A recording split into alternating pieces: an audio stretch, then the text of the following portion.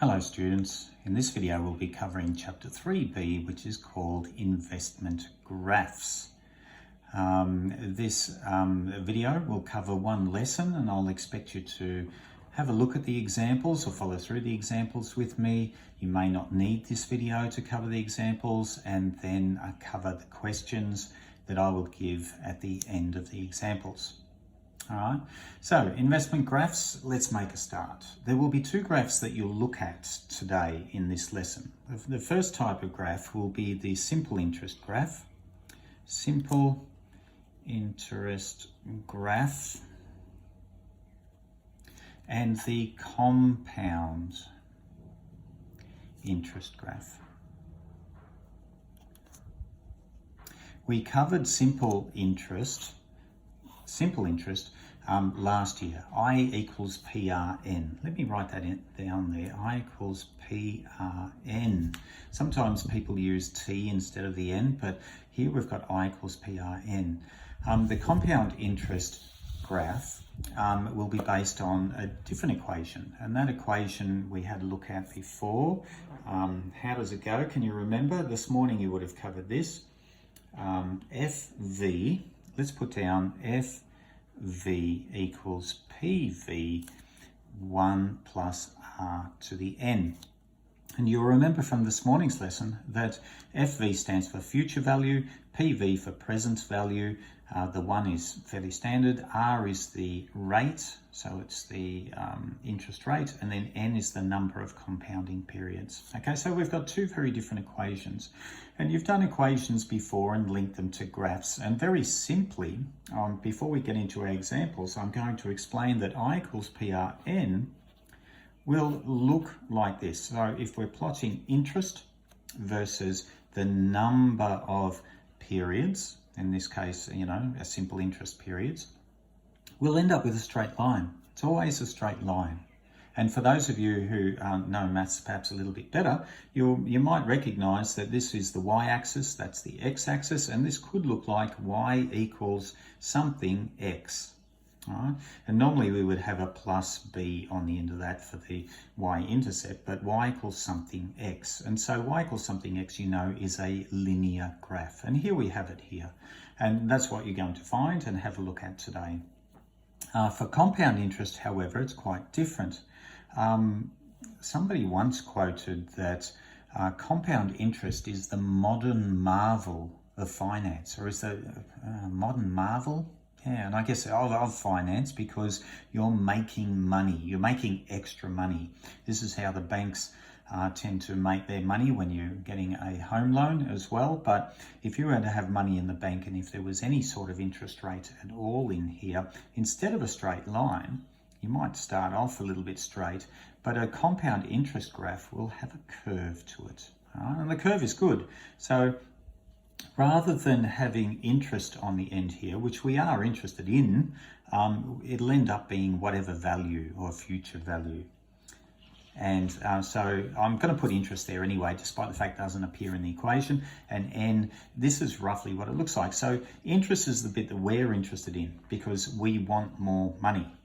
You stick money in the bank, you want more money. Here, we've got just a steady flow of interest coming in. It's the same every period. We might be making $20 interest per month, another $20, another $20, another $20. It's very linear. Whereas here, the $20 will be reinvested such that next time we get our interest, it's on a larger value for what we would call the present value. That ends up going up and up and up and up. And as it goes up, the interest goes up as well. And so we find that in the end, the value of our investment ends up going up at a much larger rate than just for simple interest. So compound interest is such a good thing. Like somebody said, it is a modern marvel. All right, let's get into the example. So that was just a bit of an explanation as to what this lesson is about and what you will recognize as we're doing the examples. But let's move on. We are actually up to, let me just look back. I'm looking in the textbook at the moment, which I would expect you to be doing as well. Example 3. So let me write that down. Example 3. And it does say draw a graph. So here you're going to get some graph drawing practice. Have a piece of paper ready, have a ruler ready. I may not use a ruler here just because I don't want to spend too much time creating this thing, but I would expect you to normally use a ruler.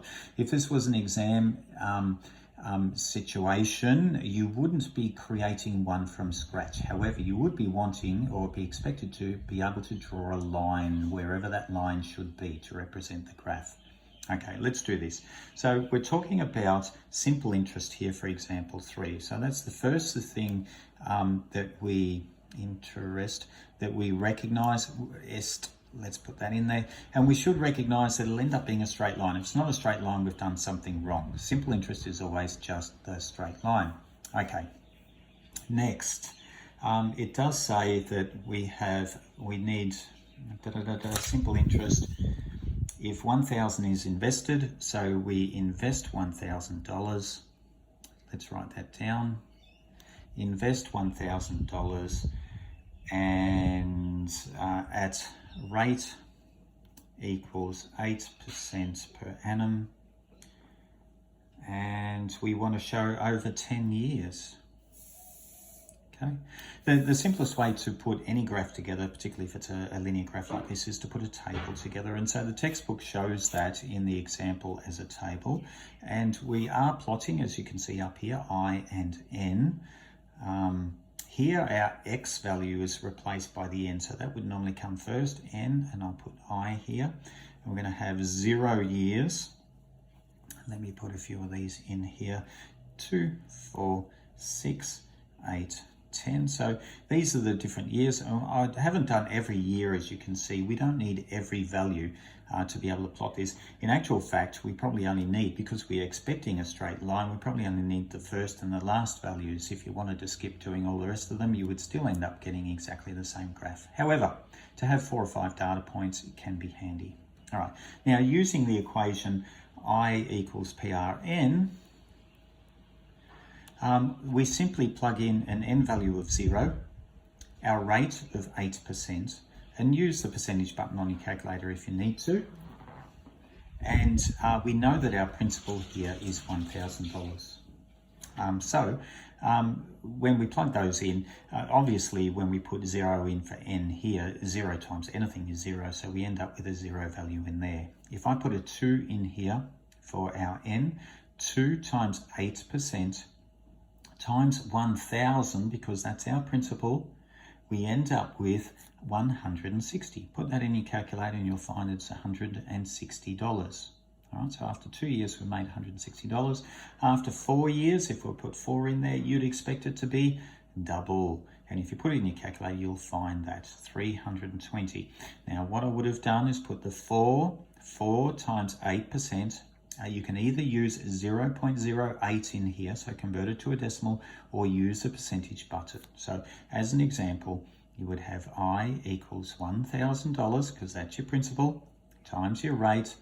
And I'm going to put, let's put 0.08 and then times N, and in this case it's 4, and you would find that it was 320. Okay, you continue to do the same and you will find that they will increase at exactly the same rate, which would be 160 each time when we're going up here, 800.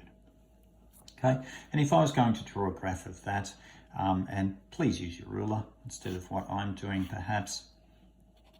Okay, we want 10 years. It does say for 10 years.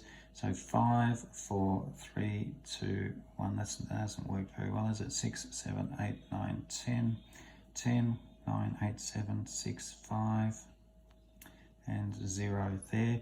And we notice that our interest, because this one here is the interest axis, our largest value here is 800. So I'm going to put 800 in here. If I chop that in half, that's 400. I'm just going to put 600. I'm going to put 200 here. It's a little bit rough because it's not linear. I would expect you to use graph paper or a ruler. And let's plot them.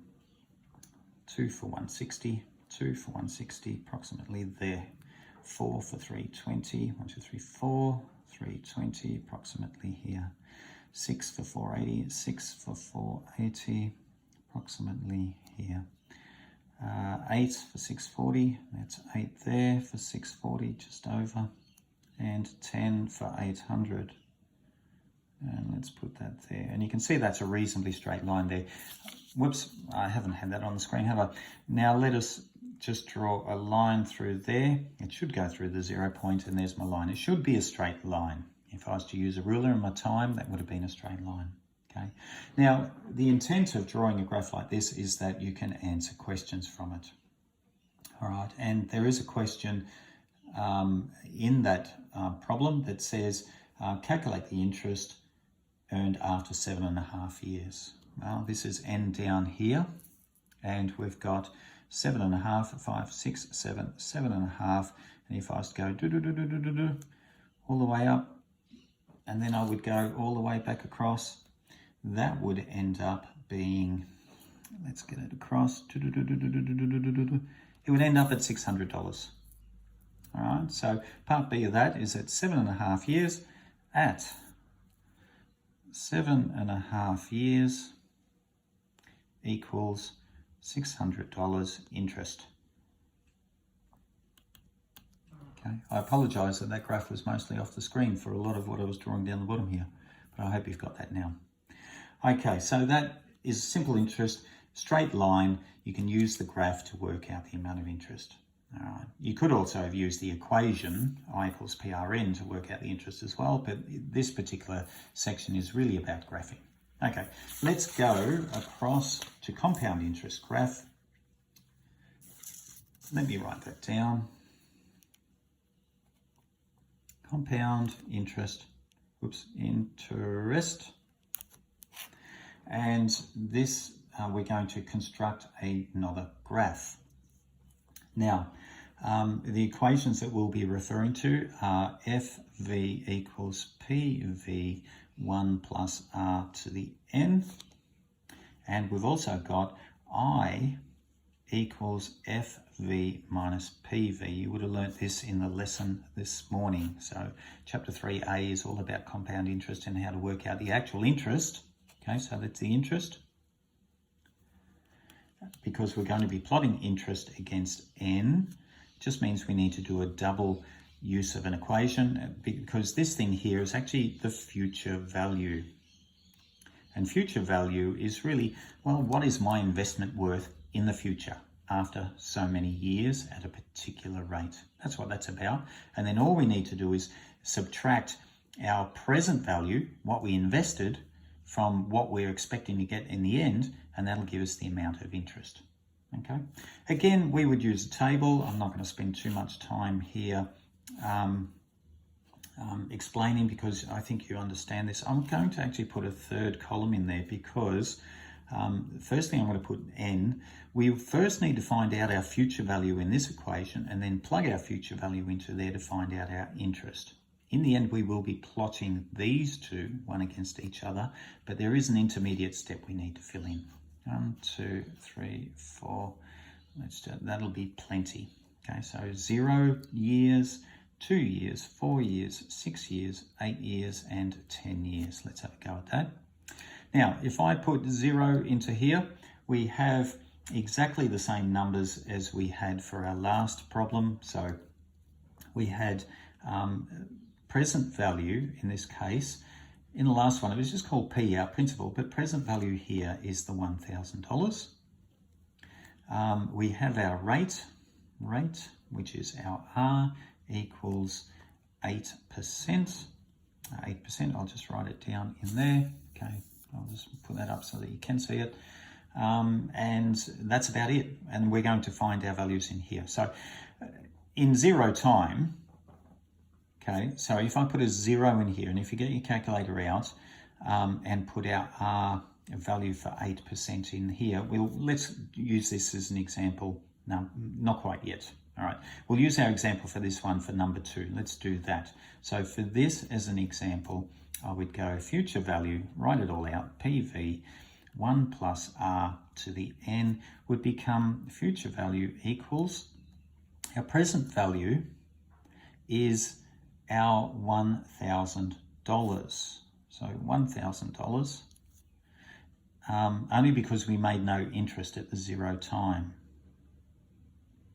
Yeah, our present value right at the moment is 1,000, so let's put that in there. 1 plus 8%. Now, it depends on how you write it. You can just put 8% in your calculator in here and it would work, but I'm going to put 0.08. That's my 8% because I've divided by 100, and then we're after the 2-year period, so I'm going to put a little 2 in there. And when I do that, I get a future value and stick it in my calculator of 1166. I've just rounded it, but $1166. Now that's not our interest. We're going to be plotting interest against a number of years, but that's not interest yet. So how much interest do we have here? Well, interest, and we've got our equation up here. Our interest is our future value, which we've just worked out, subtract our present value, as in how much extra have we got on top of what we invested, equals the 1166 subtract the original 1,000, 100 equals $166.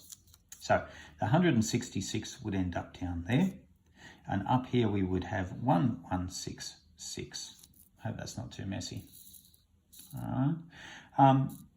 That was just an example using the equation. You're going to have to use the equation to find all of the values in here. All right, you will be expected to be able to do that. Now I'm just going to go back to this 0-1. The 0-1's a special case. Okay, and this, excuse me, just relates back to indices. If I put a 0 up in here, this is something to the power of 0. Many of you already know the rule, and we've done this in year 10 and both in year 10 and then in year 11, rates and ratios. Maybe not in year 11, but year 9 and 10. If we have anything to the power of 0, it equals 1.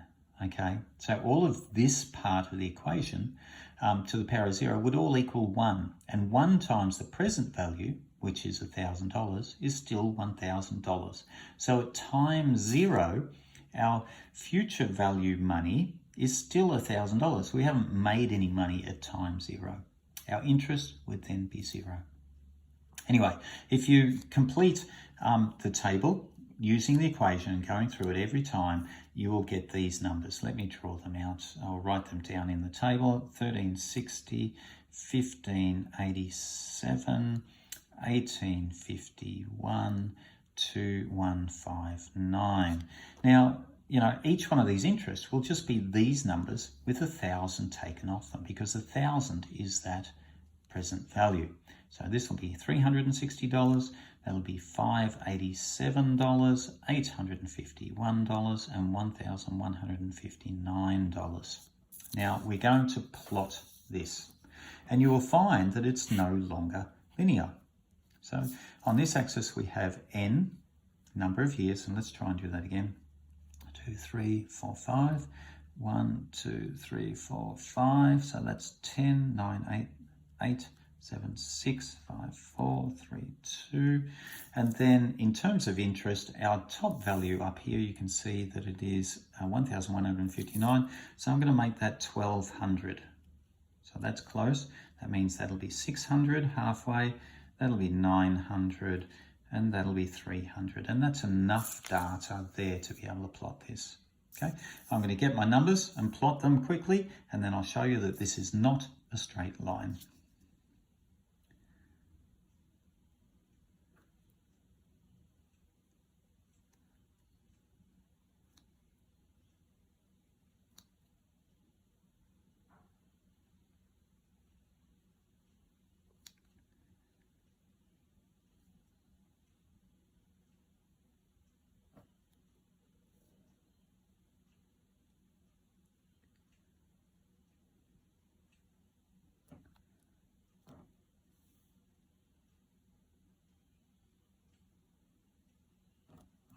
And I'm hoping you can see, I mean, it looks a little bit dodgy here just because I haven't got a ruler and I haven't got graph paper, but I should be able to draw a line that is heading in the upwards direction. Okay, and that's what we would expect from a compound. I don't know what happened with this data point and these two here, they're a bit dodgy. However, you'd expect a curve to the upwards direction. Okay. Now, here the question is asked, how much would be earned after 7.5 years? Same as the part A for this question on simple interest. Well, 7.5, and again, this is not particularly accurate using the graph, but I would go across, and if I was to do this properly, that would end up being $780 in there. That's where that would go across. So 7.5, 780. I could also use the equation to do this. Just plug in 7.5 for n. You put the rate in there properly, and you'd work it out using the equation. So the graph is just a different way of doing it. And there's our answer. And you'll notice that 780 is larger than what we had over here, which is only 600. An extra $180 was made. And any money that's extra is a good thing. Now, I didn't want to take a lot of time putting this video together, but there it is. It has taken time just because we've required to do some graphing, and we've also required to put some tables in there, okay? Get used to using these equations, all right? And understanding that that's about compound interest. It gets larger faster, all right, than simple interest. All right, I'll leave it with you. And questions that I would suggest that you complete in the textbook would be question 1. Let's have a look. Question 3.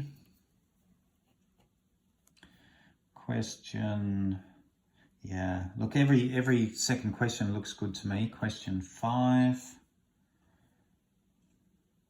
Question 7. And then I would go through to question 9. Yes, last one, question 9. Have a go at those questions out of the textbook, and you should be minimally prepared. You should really do all of the questions, but these ones here will be bare minimum. Have a go at those. They will take you a little bit of time to get through them, but stick with it and you'll understand this, and you'll get full marks in an exam if you were to have that. Okay, I'll leave you with it. See you later. The end.